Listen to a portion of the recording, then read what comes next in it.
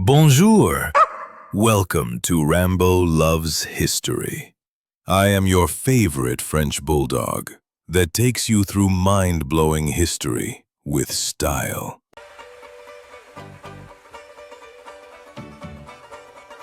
What if I told you that a single arrow fired in 1066 determined whether you'd be watching this video in English, speaking a language that never existed, living in a world where democracy was never born? In September of that year, an arrow pierced the throat of Harold Hardrada at Stamford Bridge, the last great Viking warrior. Had it missed, everything changes. No parliamentary democracy, no Magna Carta, no constitution. The entire architecture of modern freedom takes a radically different path. As a French bulldog, I appreciate dramatic plot twists, and England's story is full of them. This is how a rain-soaked island on Europe's edge became the unlikely forge of the modern world. Not through destiny, but through invasions, accidents, and one stubborn refusal after another to submit. Every battle, every crown that changed hands was a fork in the road of human civilization. Get this, the England that emerged would pioneer parliamentary democracy, trigger the Industrial Revolution, and give us a language spoken by 2 billion people today. But here's the thing, none of this was inevitable. Our story begins with a great drowning. For hundreds of thousands of years, Britain was connected to Europe by a land bridge called Doggerland. Then around 6500 BC, rising seas swallowed it whole, creating an island. This isolation became England's defining trait. The sea was both protective moat and highway for invaders. The first farmers arrived around 4000 BC, and by 3000 BC they were hauling 50-ton stones to build Stonehenge without wheels or pulleys. The monument aligns perfectly with celestial events, suggesting it served as temple, observatory, or both. Its true purpose died with its builders, which honestly makes it even cooler. The Celts arrived around 800 BC, bringing iron weapons and a complex society of tribes ruled by chieftains and guided by druids, those mysterious priest-philosophers who served as judges, teachers, and keepers of oral tradition. They might have continued indefinitely, but in 43 AD the Roman Empire came knocking. Emperor Claudius dispatched 40,000 soldiers to conquer Britain systematically. The Celts didn't yield easily. In 60 AD, Boudica, queen of the Iceni tribe, raised an army that annihilated the Roman 9th Legion and burned Londinium to the ground. Archaeological layers of ash still mark her fury. Though ultimately defeated, her revolt nearly ended Roman rule before it began. The Romans persevered, building arrow-straight roads that still define English geography, founding Londinium as a commercial hub, and constructing Hadrian's Wall to hold the northern frontier. For nearly 4 centuries, Britannia prospered as a Roman province. But empires crumble. In 410 AD, Emperor Honorius sent a letter to British cities. Look to your own defense. The legions withdrew. Roman Britain was abandoned. Now here's where it gets interesting. Into this power vacuum rushed Germanic tribes from across the North Sea, Angles, Saxons, and Jutes. The Angles gave their name to the land, Engleland, land of the Angles. These weren't just raids, but mass migrations. The Romano-British were pushed westward, their culture supplanted by Germanic traditions. The Anglo-Saxons established 7 kingdoms that warred among themselves for centuries. This was the heroic age that inspired Beowulf, warriors boasting in mead halls, gold-giving kings, the whole epic saga. Though pagan in origin, Anglo-Saxon England transformed after Augustine's Christian mission in 597 AD.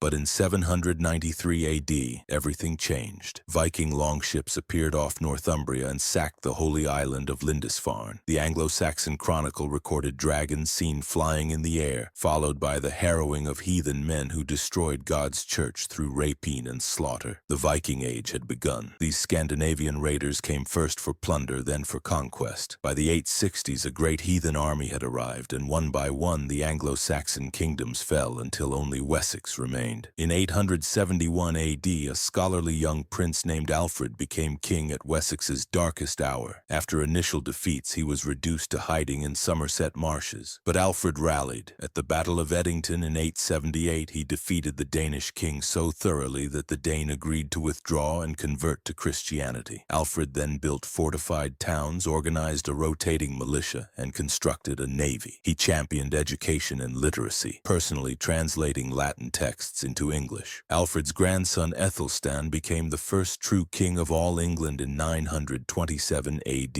unifying the Anglo-Saxon kingdoms. England had become a nation. But wait until you see what happens next. In January 1066, Edward the Confessor died childless, leaving disputed succession. Harold Godwinson claimed Edward named him successor on his deathbed and was crowned immediately, but he faced two rival claimants, Harold Hardrada of Norway and Duke William of Normandy. This is where our arrow enters history. In September 1066, Hardrada invaded northern England with 300 ships. Harold Godwinson force-marched north, 190 miles in 4 days, catching the Vikings by surprise at Stamford Bridge. In the brutal battle that followed, an arrow found Hardrada's throat. The Viking Age ended in that moment. But Harold had no time to celebrate. William of Normandy had landed in the south. Harold's exhausted army marched south, covering 250 miles in less than 3 weeks. On October 14, 1066, they met near Hastings. For hours, the English shield wall held against Norman cavalry charges. Then the Normans feigned retreat. Part of the English line broke formation to pursue. Norman knights poured through the gap. Harold fell, tradition says, from an arrow to the eye, and with him fell Anglo-Saxon England forever. The Norman Conquest represents perhaps the most thorough transformation of a nation in European history. Within 20 years, the entire Anglo-Saxon aristocracy was replaced by Norman French nobles. A new language became the tongue of law and government. Massive stone castles sprouted across the landscape as symbols of foreign domination. Yet the conquest also planted seeds of future liberty. The tension between Norman authoritarianism and Anglo-Saxon traditions of consultation would eventually produce something revolutionary: constitutional monarchy. And here's where everything changes. King John's failures proved pivotal. Having lost most of his French lands and taxed England to exhaustion, he faced rebellion from his own barons. In 1215, at Runnymede Meadow beside the Thames, John was forced to seal Magna Carta. Though medieval in its specifics, Magna Carta established a revolutionary principle: even kings must obey the law. No free man shall be seized or imprisoned except by lawful judgment of his equals. These words would echo in colonial charters and revolutionary declarations centuries later. The Black Death arrived in 1348, killing 1/3 of England's population. Labor became so scarce that surviving peasants could demand higher wages, undermining the feudal system. The Wars of the Roses followed, Lancaster against York in a 30-year bloodbath. At Bosworth Field in 1485, Richard III died fighting, the last English king to fall in battle. Henry VIII transformed England through personal desire. His need for a male heir led him to break with Rome, triggering the English Reformation. Elizabeth I's defeat of the Spanish Armada in 1588 announced England's emergence as a major power. The Stuart succession brought civil war. In 1649, Charles I was beheaded, an act that shocked Europe. The Glorious Revolution of 1688 established parliamentary supremacy. The Bill of Rights enshrined limited government. England had achieved what no other major European power would accomplish for another century: stable constitutional government. The Georgian era brought the true revolution: industrial transformation. James Watt's steam engine, textile machinery, and railway networks sparked an economic upheaval that reshaped human existence more thoroughly than any event since agriculture itself. Manchester grew from a market town to the world's first industrial city. The Victorian era represents England at its zenith. Britain controlled a quarter of the world's land and population. Yet this was also the age of reform, expanding the franchise, limiting working hours, abolishing slavery throughout the empire in 1833. Victorian England pioneered much of modern life: professional police, public health systems, universal education. The 20th century brought wars that shattered Victorian confidence but proved Britain's resilience. Standing alone against Nazi Germany after France fell, sustained by Churchill's rhetoric and ordinary courage during the Blitz, Britain held the line for freedom. Victory came at the price of empire, but the gifts remained: parliamentary democracy, common law, a global language, and the stubborn insistence that power must be limited by law. From a Celtic backwater on Rome's fringe to the forge of the modern world,